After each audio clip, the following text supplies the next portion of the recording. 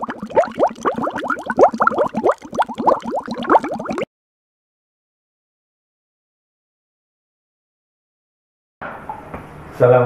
warahmatullahi wabarakatuh.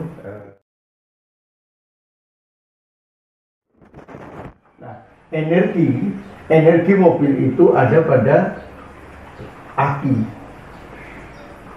Jadi mobil baru seperti apapun, kalau tidak ada aki dimasukkan, tidak bisa dihidupkan. Maka aki itu merupakan energi utama dari mobil sebelum kemudian dia akan menghasilkan energi yang berputar, mengisi lagi kepada aki itu sendiri. Tapi kalau aki itu dicabut, selesai sudah. Artinya kalau kita lihat dari segi energi, itu gambarannya seperti aki di dalam sebuah mobil. Tapi kalau kita bicara akal dan pikiran serta emosi, maka kita bicara kepada pengemudinya. Jadi kalau kita bicara tentang akal, pikiran, dan emosi daripada kita, seperti kita bicara pengemudi yang memegang kemudi terhadap mobil tersebut. Kemudian berikutnya di mobil ini ada berapa komponen. Mobil ini jasad ya, ada berapa, satu komponen mesin. Mesin ini kalau ada kerangka tanpa mesin, dia tidak bisa. Jadi ada tubuh tapi tidak ada mesin. Mesin ini organ dalam. Kita ambil, kita buang, ya tidak bisa. Nggak bisa bergerak dia.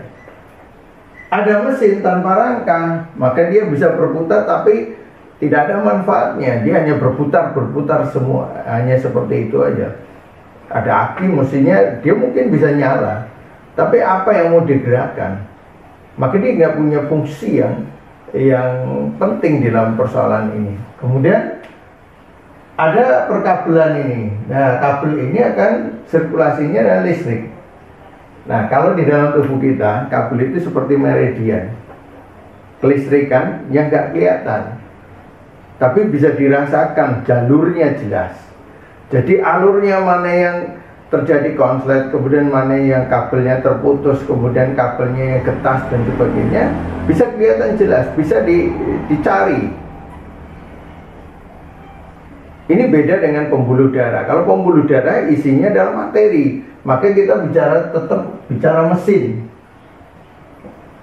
Karena pembuluh darah itu kayak dia menghidupi semua gerakan yang ada, berarti dia seperti mesin. Di mana oli itu akan kemudian selang-selang oli itu akan terisi oli, kemudian ada saluran bensin itu. Jadi tempat menampung bensin itu kayak perutnya. Nah, kemudian dia dimasukkan, diputar menghasilkan energi dan sebagainya. Jadi energi yang dihasilkan itu menghasilkan energi listrik yang disalurkan ke kabel, bentuknya adalah listrik, yang kemudian disalurkan ke dalam mesin, bentuknya adalah energi menggerakkan mesin. Ini berbeda, tapi sumbernya sama. Ini yang perlu dipahami. Tapi menghasilkan hal yang berbeda dari sumber yang sama. Kemudian ada penerangan, ada audio. Penerangan ini berarti mata. Maka mata itu bisa kemudian melihat jelas, bisa buram, tergantung apa? Energinya bisa, masa listriknya itu berkurang. Kenapa listriknya kurang?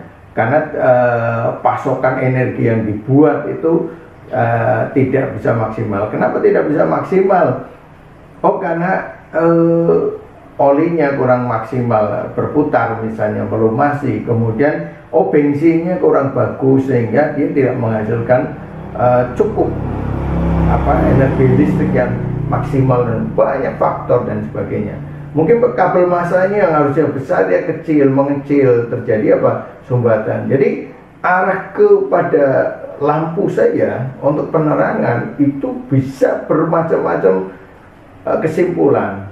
Bisa nanti ganti kabel jadi terang, bisa nanti kemudian dikasih kayak relay untuk menghemat daya, itu kemudian jadi lebih awet dan lebih terang. Itu menunjukkan bahwa proses untuk menyala daripada lampu itu banyak hal yang mempengaruhinya. Nah, ini dicari persatu. Maka kita ketika ada kasus kaitannya dengan panca indera mata kita, maka dia menjadi terang atau tidak, maka bisa bermacam-macam. Contoh hanya, ketika kita kurang energi ke mata, maka mata menjadi kabur. Ada kayak bintik-bintik yang berjalan dan sebagainya. Ini persis sama ketika orang itu kurang darah. Jadi gejalanya sama, tapi hasilnya, penyebabnya, gejalanya sama, ini hasilnya, penyebabnya berbeda. Dan ada gejala perbedaan. Ada gejala perbedaan di situ. Nah, ini yang harus kita pahami.